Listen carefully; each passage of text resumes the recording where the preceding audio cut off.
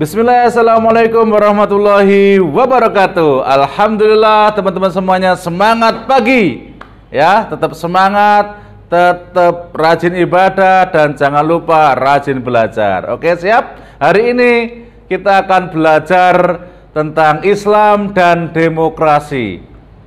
Materi Quran Hadis kelas 12 semester 2. Siap? Oke, bismillah. Islam dan demokrasi.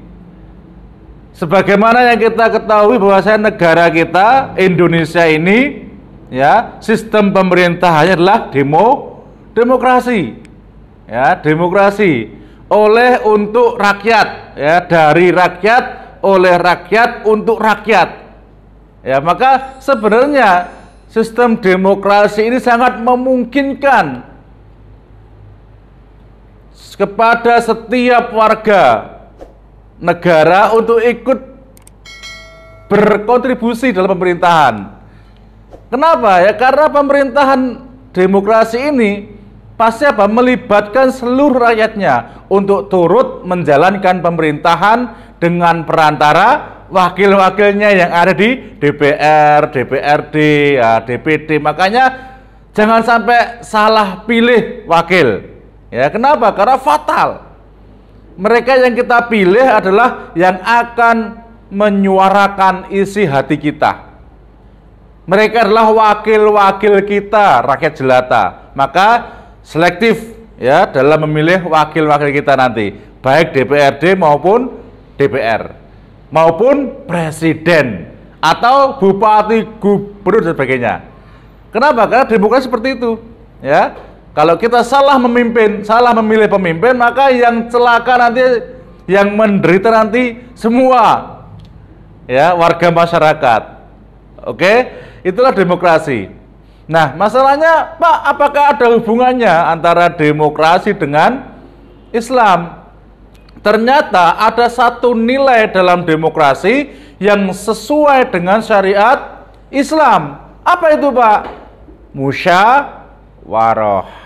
Nah, inilah luar biasanya ya. Ada satu nilai yang sesuai dengan Islam. Apa itu?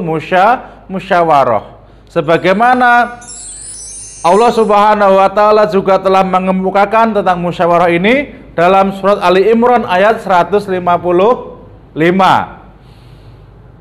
Maka disebabkan rahmat Allah lah kamu berlaku lemah lembut terhadap mereka. Sekiranya kamu bersikap keras lagi berhati kasar, tentulah mereka menjauhkan diri dari sekelilingmu. Wah, ini luar biasa nanti ya. Maknanya akan kita kupas sebentar lagi. Sabar ya. Oke. Karena itu, maafkanlah mereka, mohonkanlah ampun bagi mereka, dan bermusyawarahlah dengan mereka dalam urusan itu. Kemudian apabila kamu telah membulatkan tekad, sudah mufakat, tercapai kata mufakat, maka fatawakkal ala Allah. Bertawakallah kepada Allah, serahkan sepenuhnya kepada Allah Subhanahu wa taala. Innallaha yuhibbul mutawakkilin. Sesungguhnya Allah menyukai orang-orang yang bertawakal kepadanya. Ya. Yang pertama, dari surat Ali Imran ayat 159 tadi kita bisa mengambil kesimpulan. Yang pertama, kita harus memiliki sikap lemah lembut. Sebagai umat Nabi Muhammad SAW, kita harus mencontoh beliau. Bagaimana beliau, Nabi Muhammad, begitu lemah lembut kepada siapapun, terutama kepada kaum muslimin, sahabat-sahabat beliau, kepada keluarganya, anak cucu beliau. Luar biasa. Kita contoh beliau dalam hal sikap lemah lembut dan pemaafnya beliau. Yang kedua, perintah Allah untuk melaksanakan musyawarah.